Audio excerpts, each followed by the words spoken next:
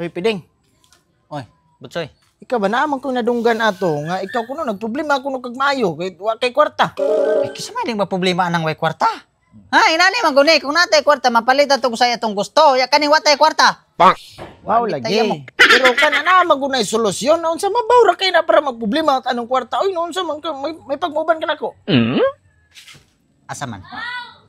Mangwarta. May na magkakwarta ta, kuyog ta.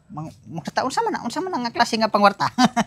Dali ra kayo oy. Hoy, kana. Dali ra kayo. Unsa man na?